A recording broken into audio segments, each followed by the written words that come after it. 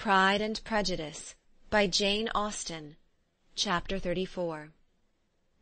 When they were gone, Elizabeth, as if intending to exasperate herself as much as possible against Mr. Darcy, chose for her employment the examination of all the letters which Jane had written to her since her being in Kent. They contained no actual complaint, nor was there any revival of past occurrences, or any communication of present suffering. But in all, and in almost every line of each, there was a want of that cheerfulness which had been used to characterize her style, and which, proceeding from the serenity of a mind at ease with itself, and kindly disposed towards every one, had been scarcely ever clouded.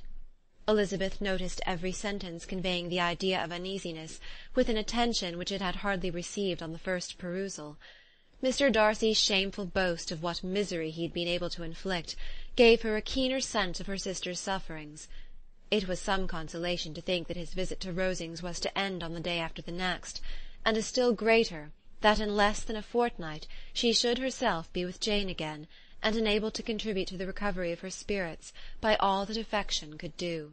She could not think of Darcy's leaving Kent without remembering that his cousin was to go with him, but Colonel Fitzwilliam had made it clear that he had no intentions at all, and agreeable as he was, she did not mean to be unhappy about him. While settling this point, she was suddenly roused by the sound of the door-bell, and her spirits were a little fluttered by the idea of its being Colonel Fitzwilliam himself, who had once before called late in the evening, and might now come to inquire particularly after her. But the idea was soon banished, and her spirits were very differently affected, when, to her utter amazement, she saw Mr. Darcy walk into the room. In an hurried manner he immediately began an inquiry after her health, imputing his visit to a wish of hearing that she were better.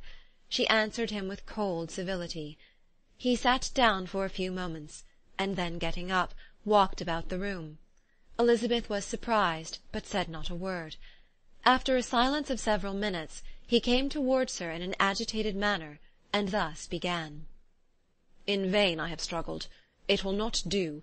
My feelings will not be repressed.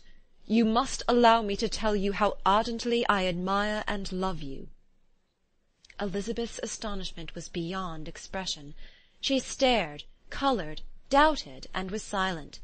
This he considered sufficient encouragement, and the avowal of all that he felt, and had long felt for her, immediately followed.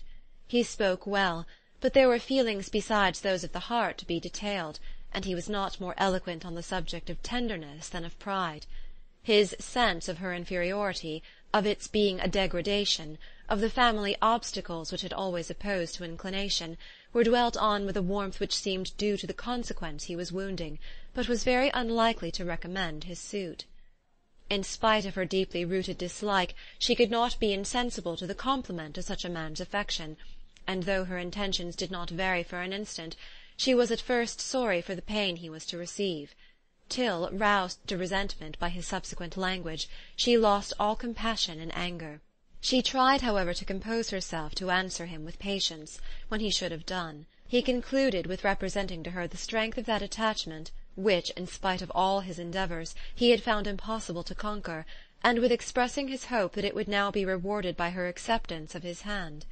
As he said this, she could easily see that he had no doubt of a favourable answer. He spoke of apprehension and anxiety, but his countenance expressed real security. Such a circumstance could only exasperate further, and when he ceased, the colour rose into her cheeks, and she said, "In such cases as this, it is, I believe, the established mode to express a sense of obligation for the sentiments avowed, however unequally they may be returned. It is natural that obligation should be felt, and if I could feel gratitude, I would now thank you. But I cannot. I have never desired your good opinion, and you have certainly bestowed it most unwillingly. I am sorry to have occasioned pain to any one. It has been most unconsciously done, however, and I hope will be of short duration.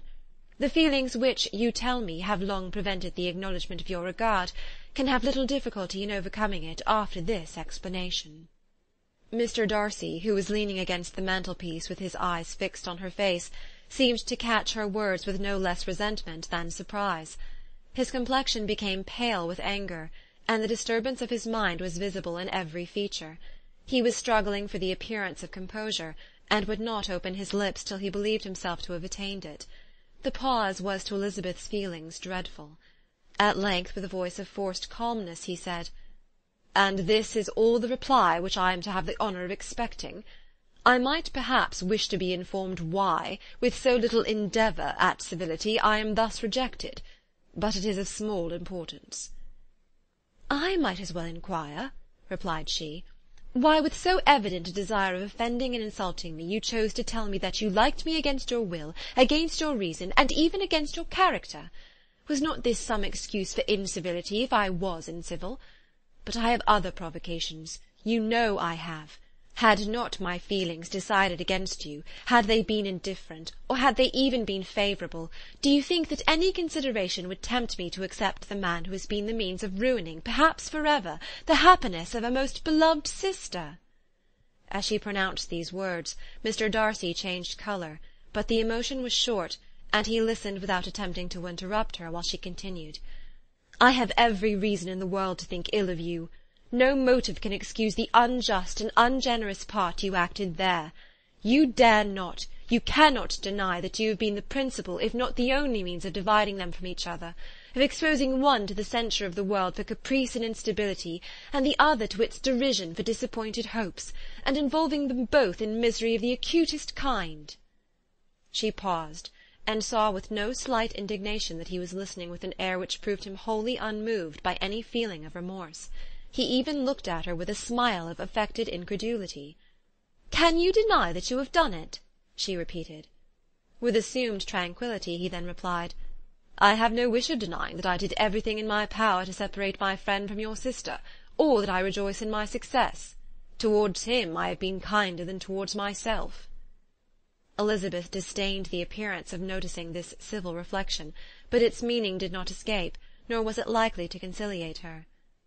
"But it is not merely this affair," she continued, "on which my dislike is founded. Long before it had even taken place, my opinion of you was decided. Your character was unfolded in the recital which I received many months ago from Mr. Wickham. On this subject what can you have to say? In what imaginary act of friendship can you here defend yourself, or under what misrepresentation can you here impose upon others?" "You take an eager interest in that gentleman's concerns?" said Darcy, in a less tranquil tone, and with a heightened colour.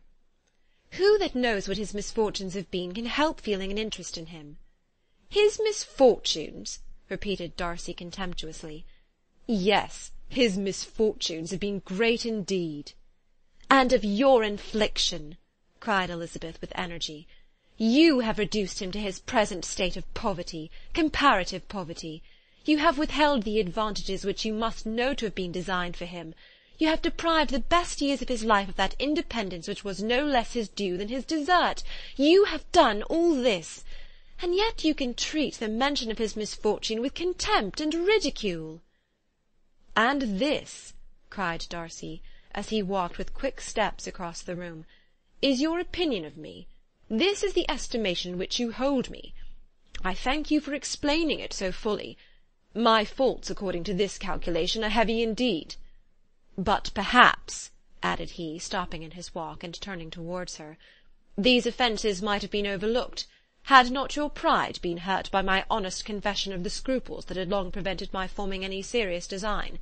These bitter accusations might have been suppressed, had I, with greater policy, concealed my struggles, and flattered you into the belief of my being impelled by unqualified, unalloyed inclination, by reason, by reflection, by everything. But disguise of every sort is my abhorrence. Nor am I ashamed of the feelings I related. They were natural and just. Could you expect me to rejoice in the inferiority of your connections? Could I congratulate myself on the hope of relations whose condition in life is so decidedly beneath my own?"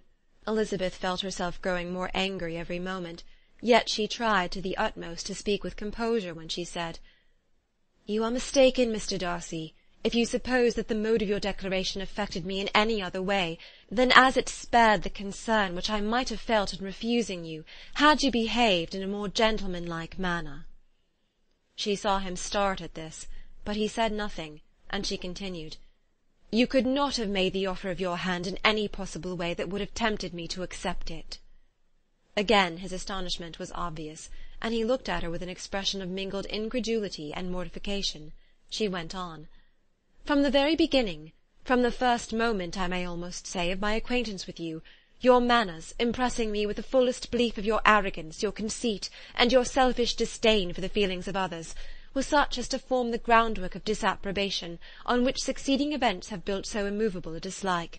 And I had not known you a month before I felt that you were the last man in the world whom I could ever be prevailed on to marry.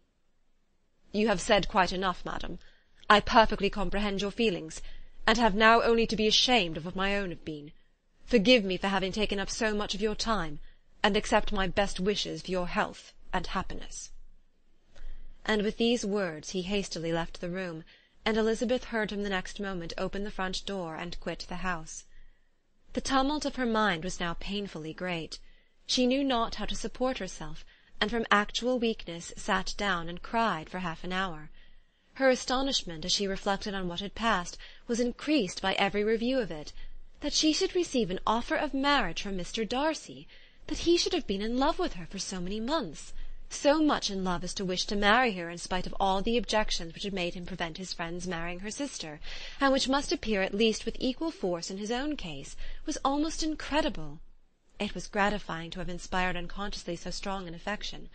But his pride, his abominable pride, his shameless avowal of what he had done with respect to Jane, his unpardonable assurance in acknowledging, though he could not justify it, and the unfeeling manner in which he had mentioned Mr. Wickham, his cruelty towards whom he had not attempted to deny, soon overcame the pity which the consideration of his attachment had for a moment excited.